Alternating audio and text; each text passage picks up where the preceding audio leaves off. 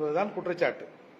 அதோடு மட்டுமல்லாமல் இந்த பட்டியல் சமூக மக்களுக்காக தொடர்ந்து சட்டமன்றத்தில் ஒலித்து வரும் ஒற்றை குரலான ஜெகன்மூர்த்தியாரின் குரலை நசுக்க வேண்டும் என்பதன் அடிப்படையில் தொடர்ந்து அவரை இழிவுபடுத்தும் நோக்கோடு சில நடவடிக்கைகள் தமிழகத்தில் நடைபெற்றது. மறைந்த பகுஜன் சமாஜ் கட்சியின் முன்னாள் தலைவர் ஆம்ஸ்ட்ராங் அவர்கள் படுகொலை செய்யப்படுகிறார்.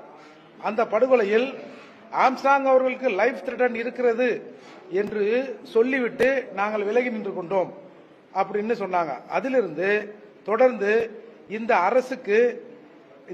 அரசு செய்கிற சில விஷயங்களை சட்டமன்றத்திலோ பொதுவெளியிலோ கேட்கிற எல்லா அம்பேத்கர் இயக்க தலைவருக்கும் ஒரு நெருக்கடியான சூழல் ஏற்பட்டிருக்கிறது.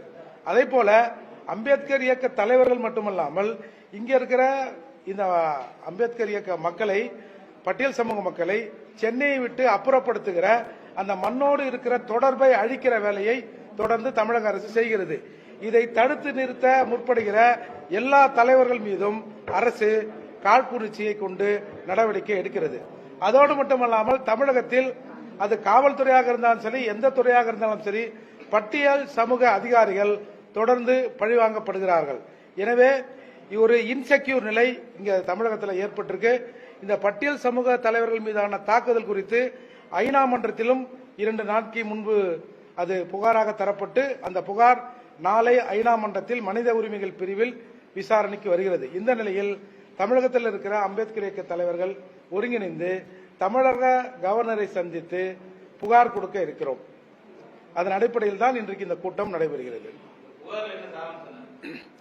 அதுதான் சார், இப்ப கவர்மெண்ட் ஏற்கனவே தயாநிதி மாறன் அவர்கள் சொன்ன மாதிரி எங்களை 3ஆம் தர மக்களா நாங்க அப்படின்னு சொன்னார் இல்லையா, எஸ்சி மக்களா நாங்க 3ஆம் தர மக்களா அப்படின்னு சொன்னார் இல்லையா, அந்த பார்வை அரசு இன்றைக்கு ஒட்டுமொத்தமான பட்டியல் சமூக மக்கள் மீது வைக்கிறது. வேங்க வயலை தொடர்ந்து இன்றைக்கு அதே போல இன்னொரு ஊரிலும் நடந்திருக்கிறது. வடகால் பகுதியில் நடந்தது. வடகால் பகுதியில் நடந்த கலவரத்தில் பாதிக்கப்பட்ட மக்கள் என்ன சொல்றாங்கன்னா, நாங்க எதற்காக இந்த ஊரில் சண்டை நடந்ததுன்னு கூட வெளியில சொல்லுவதற்கான வாய்ப்பு இல்ல. எங்க ஊர்ல ஏதோ பெட்ரோல் பங்க்ல சண்டை நடந்து, ஒயின் ஷாப்ல சண்டை நடந்துன்னு இந்த குறிப்பிட்ட வடகால் காலனி மக்களை அசிங்கப்படுத்துகிற வேலையை அரசாங்கம் செய்கிறது அப்படின்னு அவங்க சொன்னாங்க. இப்ப நாங்க என்ன ஃபீல் பண்றோம்னா, மக்களுக்கும் ஒரு செக்யூர் இல்ல, இந்த மக்களின் பிரதிநிதிகளாக செயல்படுகிற சட்டமன்ற உறுப்பினர் உட்பட பல இயக்க தலைவர்களுக்கும் தமிழக அரசில் இன்றைய நிலவரப்படி ஒரு பாதுகாப்பு இல்லாத சூழல் நிலவுகிறது. இந்த சூழலை மத்திய அரசின் கவனத்திற்கு கொண்டு செல்வதற்கு தான் கவர்னரை சந்திக்கிறோம். அப்போ தொடர்ந்து சட்டமன்றத்தில் அதற்கு முன்னால் பூவை மூர்த்தியார் அவர்கள் ஜெகன்மூர்த்தியார் அவர்கள் சட்டமன்றத்தில் பேசிய உரை சம்பந்தமான புத்தகம் வெளியிடப்படுகிறது. அந்த புத்தகத்தில் இதுவரை இந்த 4 ஆண்டுகளில் சட்டமன்றத்தில் ஜெகன்மூர்த்தியார் இந்த பட்டியல் சமூக மக்களுக்காக வைத்த கோரிக்கைகள், பேச்சுகள், தீர்மானங்கள் அனைத்தும் அந்த புத்தகத்தில் இருக்கிறது. இதை தாங்கிக் கொள்ள முடியாமல் எல்லாரும் இவங்க என்ன நினைக்கிறாங்க, அரசு அம்பேத்கர் இயக்க தலைவர்னா அண்ணா அறிவாலயத்துக்கு அடிமையா இருக்கணும், வேற யாரும் அரசு செய்கிற எந்த செயலையும் விமர்சித்து விடக்கூடாது என்பதில் இவர்கள் உறுதியாக இருக்கிறார்கள்.